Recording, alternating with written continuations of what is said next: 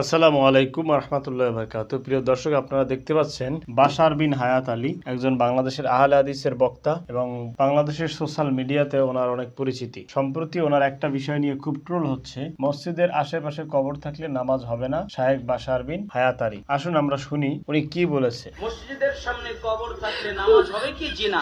মসজিদের সামনে যদি কোনো কবর থাকে তাহলে ওই মসজিদে সালাত হবে না। মসজিদের ডানে কবর, তাও সালাত হবে না। মসজিদের বামে কবর, তাও সালাত হবে না। মসজিদের সামনে কবর, তাও সালাত হবে না। তাহলে কি করতে হবে? কবর ওই জায়গা থেকে সরিয়ে ফেলতে হবে। যদি বোঝা না যায় তাহলে দুইটা কাজ করতে হবে। দুইটা কাজ কি? ওই মসজিদ আর ওই কবর এর মাঝখানে দুইটা প্রাচীর দিতে হবে। কয়টা প্রাচীর?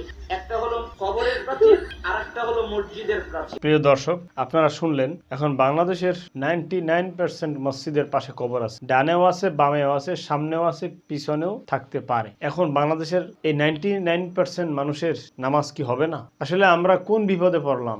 আসুন আমরা এই ভিডিওর কমেন্ট সেকশনে যাই। ভিডিওটা যিনি পোস্ট করেছেন হাফেজ মোহাম্মদ নোমান, তিনি লিখেছেন, মসজিদেরই পাশে আমায় কবর দিও ভাই, মুয়াজ্জিনের আজান যেন আমি শুনতে পাই। কাজী নজরুল ইসলাম। আলাউদ্দিন হোসেন লিখেছেন, এজন্যই ওয়াজ শোনা বাদ দিছি ভাই, কোন সময় ঈমান নষ্ট হয়ে যায়। এক হুজুর এক এক সময় এক এক রকম ফতোয়া দেয়। পাহাড়ের রাজপুত্র লিখেছে, সেজন্যই তো আমি মাঝে মধ্যে চিন্তা করি যে তারা মসজিদে নববী সোনার মদিনায় কেন যায় না। আল্লাহ তাদেরকে হেদায়েত দান করুন। ডিএক্স জসিম ভাই লিখেছে, এত নেশা করে মাহফিল করতে আসে কেমনে, আমার বুঝে আসে না। হার্ট হ্যাকার এই আইডি থেকে ওনার পক্ষে সম্ভবত লেখা হয়েছে, বৈধ নয়, যেহেতু মহানবী সাল্লাল্লাহু আলাইহি সাল্লাম নিষেধ করে গেছেন। তার কবর মসজিদের ভিতরে মনে হলেও তাতে কিন্তু বৈধতার দলিল নেই, কারণ প্রথমত মসজিদে নবী সাল্লাল্লাহু আলাইহি সাল্লাম নিজে বানিয়েছেন, সুতরাং তার কবরের উপর মসজিদ হয়নি। দ্বিতীয়ত, তার ইন্তেকালের পর তার কবর মসজিদ হয়নি, বরং তার কবর হয়েছিল মা আয়েশা রাদিয়াল্লাহু তাআলা আনহার ঘরের ভিতর। তৃতীয়ত, মসজিদে নববী সম্প্রসারণের সময়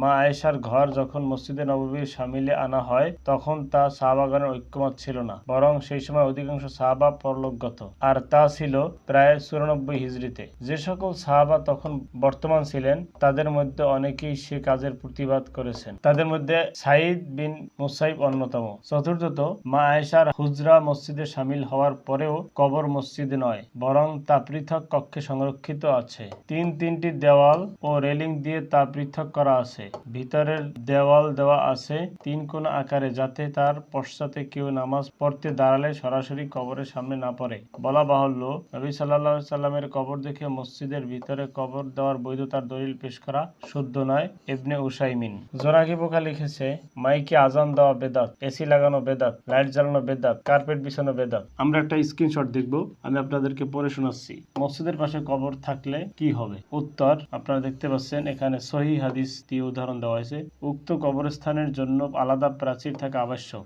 এছাড়া যদি মসজিদের দেওয়াল ও কবরস্থানের মাঝে রাস্তা থাকে, তাহলে সে মসজিদে সালাত আদায় করতে কোনো বাধা নেই। রাসূল সাল্লাল্লাহু আলাইহি সাল্লাম কবরের দিকে ফিরে সালাত আদায় করতে নিষেধ করেছেন। মুসলিম 972 নম্বর হাদিস, নাসাই 760, সহিহা 1016। প্রিয় দর্শক, আপনারা বিস্তারিত দেখলেন, আমরা পক্ষে বিপক্ষে অনেকগুলো কমেন্ট দেখলাম। আশা করি মসজিদের আশেপাশে কবর থাকলে কি হবে না হবে। এবং সর্বশেষ আমার পক্ষ থেকে কথা হচ্ছে যে, হয়তো বাশার বিন হায়াত আলী শিরিক থেকে বাঁচার জন্য ওভার সিকিউরিটি হিসাবে এই কথাগুলো বলতে পারেন, তবে ইসলাম এত কঠোর নয়। আর আমরা যারা 99% মানুষ মসজিদে নামাজ পড়ি, আমরা জানি যে এখানে কবর আছে, কিন্তু আমরা কবরকে সিজদা করি না। বেসিকলি কবরকে সিজদা করে যারা মাজারপন্থী আছে তারা। সুতরাং আমাদের শিরিক থেকে বেঁচে থাকতে হবে, কবরকে কবরের স্থান দিতে হবে, মসজিদকে মসজিদের স্থান দিতে হবে। আল্লাহ তাআলা আমাদের হেফাজত করুন, সহিহ বুঝ দান করুন, আমিন।